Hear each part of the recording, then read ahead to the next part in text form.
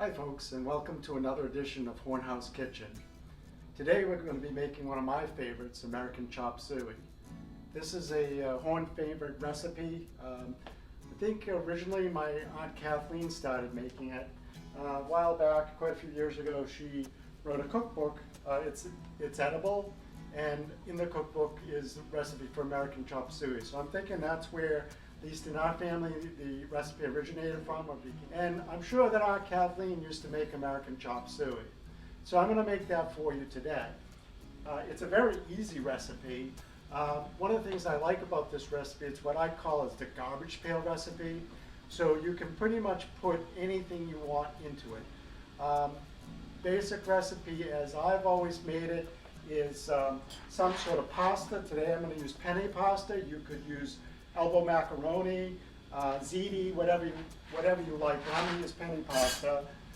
Some tomato sauce, cut up onions, and cut up peppers. I'm going to add a few extra things. I'm trying to clean out my refrigerator, use up some things before they go bad. So I'm going to add some carrots. I had some baby carrots in the fridge, so I'm going to add some of those.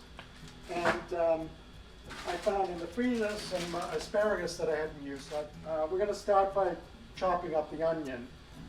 Also, I wanted to mention I've got the water starting to boil, and I should probably get the frying pan on to a medium heat warming up.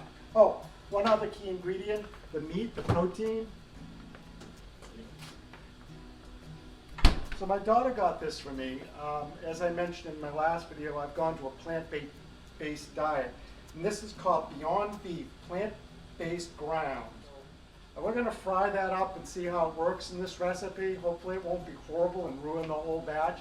I've never cooked with it before, so that will be interesting. But typically you'd use ground beef in this recipe.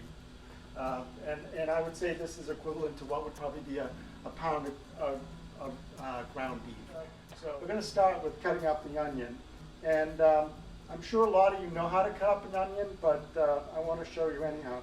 So I'm going to cut in half lengthwise, leaving the core part of the onion intact. And I'll show you why in just a minute. One other tip is if you keep your onions stored in the refrigerator, when you cut them up, you don't get a lot of that off-gassing and tearing that you normally do. So what I'm going to do is I'm going to make a bunch of slices in the onion, about 1/4 inch thick. Oops. And I'm going to leave the, as I said before, the core part intact, and that helps hold the slices together. And you'll see in a minute when I go to cut diagonally. So the onion itself, because it's in layers, has sections this way. If I was cutting something else up, I might do a horizontal couple cuts this way. But the onion, because it's in layers, already has horizontal layers. So I've cut it this way, and now I'm going to cut it across the grain, or across the cuts that I just made.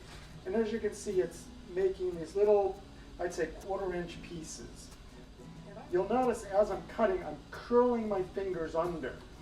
And this way the knife kind of slides up and down along my knuckles so that one, it keeps my fingers out of the way, and it just makes it a good way to position the knife so that I can get that nice 1/4 inch slice.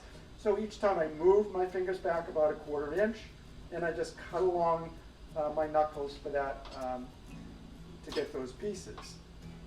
So I'll quickly cut up the other one. Whoops, doing it from the wrong end.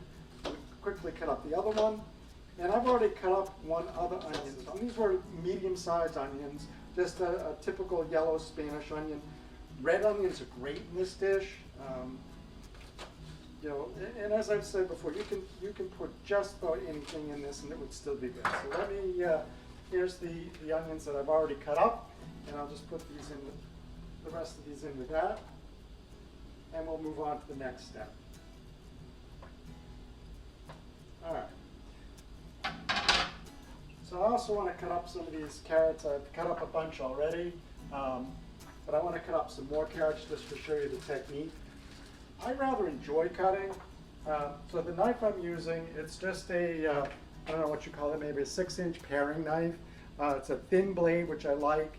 It's got a nice grip to the handle. It was an expensive knife. I probably paid $40 for this, so I'm probably not pronouncing it right. Warsaw, it's a German classic knife, but it's a knife.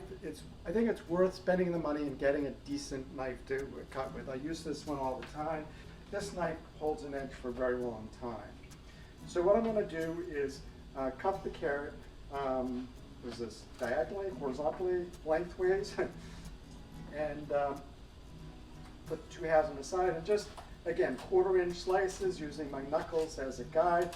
And very quickly I can dice this up. I mean, you know, you could use a food processor, you could use, you know, a hand chopper, but for me, I enjoy the chopping, and you know, once you're good at it, it goes pretty quickly. I mean, I can, you know, I chopped up this whole, say this is about a cup of diced carrots.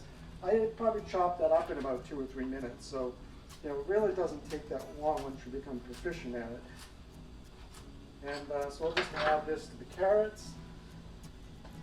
Okay, so next thing we're going to cut up the peppers.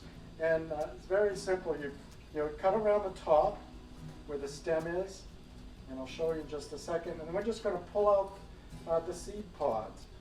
So pretty much I get this without all together. You can see that all the seeds came out in one piece. There are still some seeds in there. I'll just bang them out. The ribbing, let me cut it in half, it'll be easier for you to see.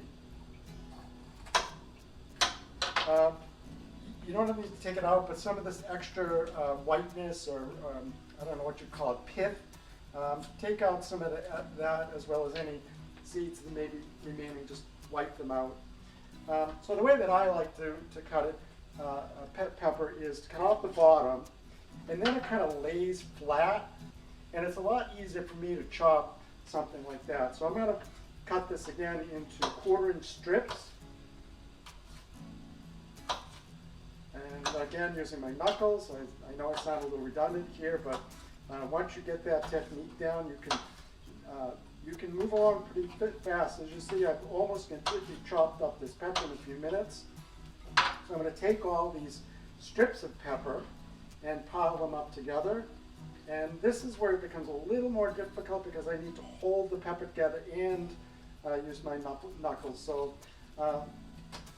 using the same technique, I'm now chopping the other way, and I get these, let me find a couple of even sized pieces, a couple of these nice, you know, 1/4 inch size pieces.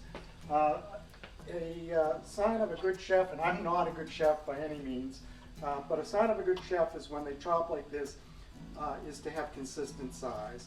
You know, if you can chop and, you know, most of the pieces are the same size, then you're doing pretty good job. I'm recording this all live, so I mean I could pause the video, but I think I'd rather just push through and get this all chopped up for you. Being a little messy. I used to, I hate to admit this, but as a child, I used to love watching Julia Childs on for us, it was Channel 2. Actually, I think that was the original channel. I think she was based out of Boston. But I used to love watching Julia Childs. And yes, because she cooked, and even at a very early age, that was appealing to me. But if you watch her, if you go back and watch some of her early cooking things, she was so funny. Like, she would cook things or do things, and you know, she'd throw stuff on the floor. You know, she was very, I won't say messy, but you know, she understood that it was a live, you know, live recording, and she couldn't take some of the niceties that you know, do if you were in the kitchen, because she needed to keep moving. So if I'm a little messy and I'm a little sloppy, I guess you could say I learned it from Julia Child. And I need to turn on the front burner on the other side. And I'm putting that on a medium heat. Looks like my upper camera has run out of batteries. So another way is just to cut the entire top off. Wasn't even thinking I've done it that way before. You can see there's the seed core inside, and you just simply pull that out in one piece. Then I'll chop off the bottom and cut it into strips. remembering to peel off the label, cutting that into 1/4-inch strips, and then we'll dice up the 1/4-inch strips. So there's half the pepper, and we'll chop up the other half, and then we'll move on to the next step, which will be frying up the meat substitute. All right, and there's the second red pepper chopped up, so I can get it in here without spilling it all over the place. All right, welcome back. I hope you can see from this angle what we're doing. So I'm heating up the frying pan over medium heat on this stove. It's a number 5. I'm going to put a generous amount of olive oil in the bottom of the pan, and you can tell if it's too hot because the oil will start smoking. One thing with olive oil, it's got a very low smoke point, so if it's too hot, it'll smoke almost instantly. While we're waiting for that to heat up, I want to talk about boiling the water. Now you're going to laugh at me, it's like, well, everybody knows how to boil water. But what a lot of people don't know is that if you're boiling water for a recipe like this, you don't want to start with hot water. I know it seems counterintuitive, like, well, if I'm heating up the water anyhow, why wouldn't I want to give it a head start with hot water? You actually want to start with cold water. But I got the water boiling, and the pasta takes 7 to 9 minutes, so I'm going to put that in now and get that going.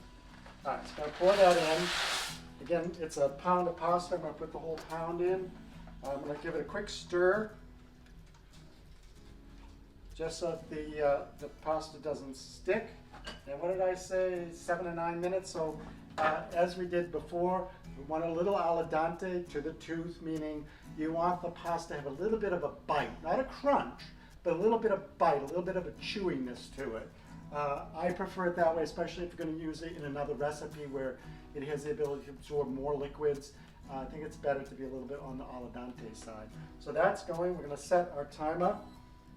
Set timer for 7 minutes. The pan is hot. All right, so we're going to put that in and try to fry it up. Oh yeah, it's hot. It's spitting at me. So be very, very careful. Like if you're, yeah, it's starting to smoke. So I'm going to turn that back down. So wasn't quite sure, but I do want it to fry a little bit because this isn't like a meat. It doesn't have any fats in it, or very little fats in it. So I want it to fry more than anything else. So I'm going to continue to break it up into little pieces. You want it to be, again, like 1/4-inch piece-sized pieces. And the only way to do that is as you're cooking it, just keep cutting it, and not really stirring it. Cutting it's a better way. Being careful that it doesn't stick on the bottom, so keep moving it around in the pan. And as it cooks up, it will break up into pieces. And so I think I can let this sit in the pan for a minute. And what's good is once the pasta's done, and I'll drain it, I'll put it back in that same pot, and then we'll just incorporate everything right in that same pot. So, hello and welcome back. So we drained the pasta, we incorporated all the ingredients together, and here's the finished product. Should last for several days. It's a great family recipe. Hope you enjoy it. That's it for today, and I hope you enjoyed this latest episode of Hornhouse Kitchen.